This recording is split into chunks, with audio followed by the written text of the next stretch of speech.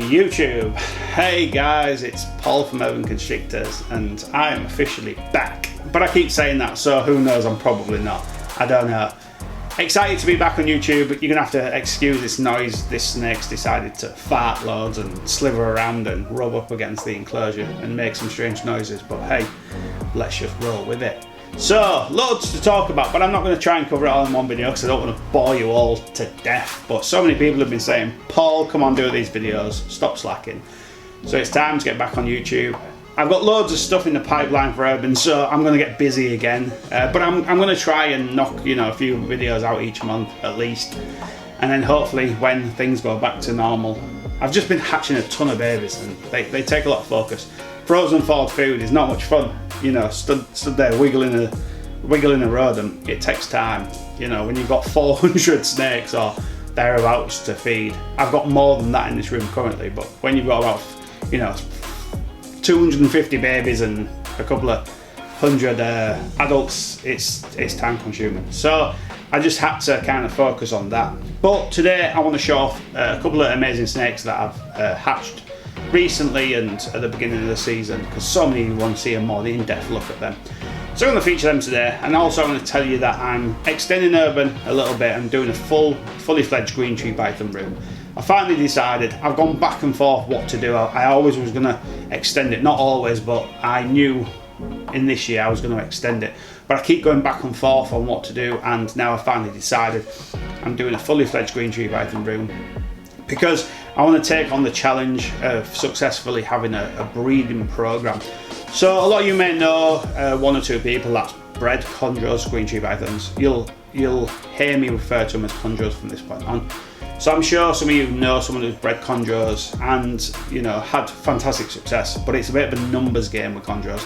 If you have a breeding pair and you try them every other year, you're probably going to be somewhat semi-successful. But when you create an actual program where let's say you want to do, let's say 5 clutches a year, it becomes quite difficult and challenging. They are a very difficult species to not breed, not get eggs, but to correctly incubate the eggs, hatch the babies, and have some babies left after a couple of months. Some of them, for some reasons, just die. They just die. And because my snakes have now been NIDO tested and tested negative, and I've bought 2 females that are going into quarantine for 6 months or a year, I'm not quite sure. After 6 months, I'll evaluate what they are looking like and how they're acting, and then decide if I want to bring them into the chondro room. But they won't be brought into this room. It will be separate, and I'm probably going to have a door on it. Not that it needs a door, but anyway, cool stuff happening. I want to create my own kind of chondro program. For the first pairing, if I'm super lucky and get eggs and successfully incubate them, don't kill all these babies, and then hatch the snakes and don't kill all the snakes, and then grow a couple of up and don't kill them in the first couple of weeks or months of living, I'm going to keep them all. So I'm going to basically hold back all my own stock. After approximately a year to 18 months, then I'll be able to sex them. Then I'll be able to look at how their phenotype is looking, see how they're developing, pick the best in the females, hold them back, sell a couple off. So hopefully one day I'll be able to offer 1 or 2 green tree pythons stroke chondros out. That would be cool. Wish me luck, I'll need it. Can't wait. Bred them once before, but I didn't successfully incubate the eggs because I was underprepared completely. But anyway, so today I want to show off some really amazing snakes. I don't know which one I'm going to show off yet. We're just going to roll with it and see how it goes. But hatch some amazing stuff, and I want to show that off today. I'm going to then feed over the weekend. I was going to feed today. I fed some of them yesterday, but some of them I was going to feed today. But I'm going to have to postpone that if I'm going to put hands on them, because typically they don't feed. And don't get me wrong, someone will say, well, I handle my snake on a Tuesday and I feed on a Tuesday night. But if you have 6 snakes, you can stand there and wiggle a rodent for an hour. I can't. When you're feeding 500 snakes, it takes time. So you've got a short window of opportunity with each one, unless you want to spend all week feeding, which I don't. So JVK racks, I think you can just about make them out. They are amazing. So yeah, loads of people say they're super expensive, and they are. They cost a lot of money, but what quality product doesn't in life? The racks are phenomenal. I am blown away by how much I like these racks.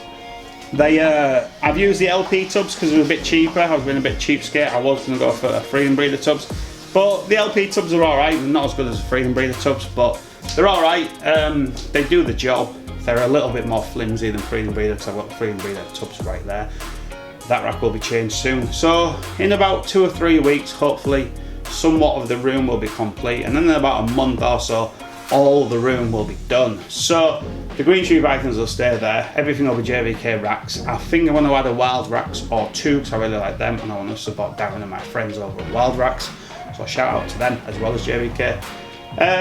So I'm going to have, for the most part, JVK racks. I'm going to probably replace that rack for a wild racks, and then I'm going to probably put a rack in that white patch there in between the doors, up to about, I wish that snake would stop, up to about here, so I can hold even more snakes. And then, you know, I might get Wild Racks to see if they can custom make me some green tree python enclosures, which would be cool. I want to support my friends, you know, I'm really close with Darren, he's one of my best friends in the hobby. So I want to support them, and Darren, you know, me and him have a fantastic relationship with that snake, shut up. But anyway, yeah, JVK racks, amazing. We'll have a closer look at them on a different video. I just want to show you some cool snakes. I've got an amazing rack stood there, I might give you a little bit of a sneaky look, but if you follow me on Instagram, you'll see all the updates. So without further ado, let's check out some snakes. Oh baby! Right guys, so first off, I want to show off the Super Orange Dream Fire Clown that I hatched. So if you follow me on Instagram, you will have seen a video where I had to force feed a baby before that snake had its very first shed, and this is that particular snake. What's interesting is he or she, I can't remember the sex, has actually overtaken his or her siblings. We'll just call him a he for now. So he's overtaken his siblings, so he's doing fantastically well, which is really, really good to see. And he's an amazing snake. I really actually want to find out if he's a male or female, because if he is a girl, I don't actually want to be calling him a he. He might get upset, or she might get upset. It's a boy. Do you know what? I haven't really got a reason to absolutely hold this male back, but I'm just holding on to him for now because he's so amazing. Really like how he turned out. He's such amazing quality, and because he had a little bit of a rough start, you kind of get a little bit attached to him, don't you? So what do you think of that first one? Amazing, amazing snake. So that's the Super Orange Dream Fire Clown. So next up we've got his sister, who's an Orange Dream Leopard Yellow Belly Clown. These are all poshet pied as well, but I'll probably forget to say it. I wouldn't have kept this snake if it was a male. I would have let this one go, but it's a female, so I thought it's worth hanging on to. Orange Dream, Leopard and Yellow Belly in, let's check out the white scales. Orange Dream, Leopard and Yellow Belly are 3 genes that, you know, you can't necessarily have too much of in your clown projects. So I thought, cling on to this girl, see how she does. She'll be amazing, see if she proves out. You see it's female. Amazing snake. Got some white patches that's interrupting the colour. I think I'm getting a little bit of overexposure on this camera. I've switched cameras. I've gone to the Canon EOS R from the Panasonic Lumix GH5. So we'll see how it goes. Same lens, same SIM card, etc. Just different camera body. Not that the SIM card would really matter. But yeah, check that out. Amazing snake. Amazing snake. And then next up is their sister. Actually, she's probably the biggest. I thought the first one I showed was the biggest, but it's actually her. I can't get my words out today. Amazing. So this is a Super Orange Dream Yellow Belly Leopard Fire Clown poshet pied. Amazing, amazing. So I've got a lot of white on the underside. We'll have to see how that proves out. Super reduced. Now she's really waking up. Just kind of get her under control a little bit. Now she's waking up. Amazing. And check out that head stamp. So she's got like a sea turtle on her head. If you can make, let's just make that out. The markings of like a sea turtle, which is pretty cool. I thought it'd be cool if Miguel hatched a snake with them markings with his, obviously with him calling his missus turtle, and I think he even calls it tortoise or tortoise. So yeah, cool, amazing snake, amazing. And speaking of Miguel, I got some cool bits coming from Miguel, the big homie. So I can't wait to add them to the old collection. So yeah, what do you think of that? So these 3 snakes was from my very first clutch of 2021. So I got off to the best possible start. Sorry guys, they're being a little bit hard to handle. She wants to be off, she don't want to be held. They like just chilling in racks for the most part. So yeah, great start to the season.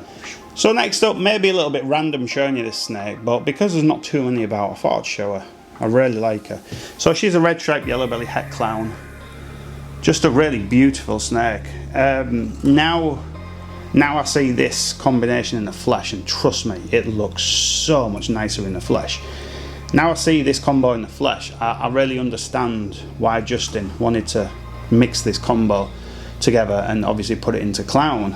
You know, when you start hatching some of the snakes that are pioneers of the industry, you know, leading the way in so many projects, when you hatch them, then you get a better understanding with what was going through the master's head, because Justin is the master. Amazing, amazing snake, really beautiful. So yeah, I'm going to keep this girl, you know, red stripe and yellow belly in clown is a must have, so I thought for now I'll hold on to her. So yeah, cool little snake. So because we've had quite a lot of light stuff, and then the last snake was a little bit intermediate with the lights and darks, I thought we'd roll out to something a little bit darker. So Justin thinks this is probably a world's first. So this is potentially the very first GHI chocolate clown. I actually thought GHI would turn up a little bit more, but it didn't. But that's not a bad thing, because the chocolate, in my opinion, is the better gene to have in clown. So really, really beautiful snake. Let me just check ID card. So I can't remember right. Male. Yeah, so male. So this male will replace his father. A little bit of red chip on the old hand. So yeah, definitely a male. So this male will replace his father once he's ready to rock and roll, and he'll, you know, make some amazing chocolate GHI clown combos down the way. I absolutely love this snake. Amazing. Love the sort of really blushed out parts. Kind of drops in tone. So halfway down it's quite deep colour, and then it drops to a much lighter colour. Like a reverse fade. Amazing. Cool snake. So yeah, which one do you like best so far? So last up for today, because I don't want the videos to go on for too long, here's potentially a Leopard GHI Mojave clown, or maybe chocolate. Justin sees chocolate, I actually see Leopard. And you got to appreciate Justin's going off photographs and I'm going off the real thing. So you see that GHI Mojave head. I think it's got more of a leopard pattern, obviously working with the GHI Mojave. So a really cool, amazing female to have. And my GHI Mojave clown has now proven out to be hypo, because I have a lot of his lineage here still, and my GHI I bought off Aussie Boyd in, I think it was 2014, proved out to be hypo. I only found that out sort of this year, and she's the grandmother or great grandmother to this snake. So I started connecting the dots, started working down the family tree, got to my GHI Mojave clown, whacked him to a hypo combo, and boosh, would you believe it? Would you Adam and Eve it? Hypos. So amazing. So this snake is 50% post het hypo.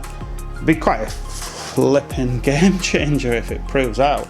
I nearly said a naughty word then, but I'm trying to keep it professional. So what do you think of that? Which one do you like best? I'm really interested to know. Let me know. So we'll just call this, for argument's sake, Leopard GHI Mojave clown. I'm not convinced on chocolate, but it could be. It's got some chocolate characteristics, but I think the leopard's a little bit stronger. But we'll see. We'll see. So yeah. So guys, that's all for today. But before you go, please let me know in the comment section below which snake you liked best. I'm really interested to know, you know, which snake you like best and which direction you take it. So if you want to drop a few words, please do. Don't make it too long, because I get a lot of comments I have to read through and I'm always slacking with the comments. Didn't realise this tub was in view and a little bit of clutter in the background. You may have seen a few cameras move around since the intro, but basically I'm going from one camera to the next. I'm currently using the Lumix GH5, and then I had the Canon EOS R, can't even think, and the EOS R, the Canon colours, wow, oof, colour saturation, bring that down, it was crazy. The snakes looked quite realistic in some parts, but everything was like fibre optic and glowing. My skin was glowing.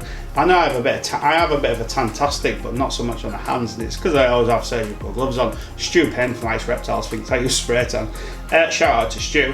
So I had to really drag the colours down, so you know the quality isn't too bad, but they do look a little bit better in the flesh. But anyway, on what you can see, let me know which snake you like best.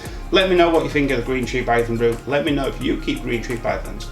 If I don't see you before, I'll see you next week. And please give it a like if you like the video. Give it 2 thumbs down if you haven't. Drop a comment in the comments box below. Tell me what you love.